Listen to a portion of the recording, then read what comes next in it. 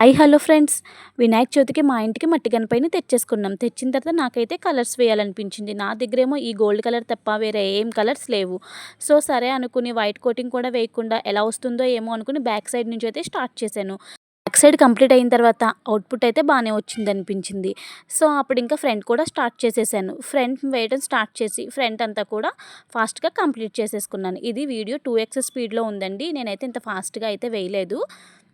Front కూడా painting అనేది complete చేసేసుకున్న తర్వాత, ఇంకా ఏదైనా చేస్తే బావుండనిపించింది. కలర్స్ లేవు కదా! అందుకని చెప్పేసేసి మా అబ్బాయి పెయింటింగ్ వేసే కలర్స్ ఉంటే అవి తీసుకుని, ఇలా కళ్ళు, బొట్టు, తొండం, అలాగే ఉండ్రాళ్ళు అవి డిజైన్ చేశాననమాట. తర్వాత రెడ్ కలర్‌తో దండలా వేశాను. దండ వేసిన తర్వాత ఆడ్‌గా అనిపించింది. అందుకని మధ్యలో మళ్ళీ వైట్ కలర్ కూడా వేసుకున్నాను. అవుట్‌పుట్ అయితే ఇలా వచ్చింది. నాకైతే నచ్చింది. మీకెలా అనిపించిందో కామెంట్ చేసి చెప్పండి. నా వీడియో గనుక మీకు నచ్చినట్లయితే ప్లీజ్ లైక్ చేసి షేర్ చేయండి. అలాగే నా ఛానల్‌ని సబ్స్క్రైబ్ చేసుకోండి. హ్యాపీ వినాయక చవితి!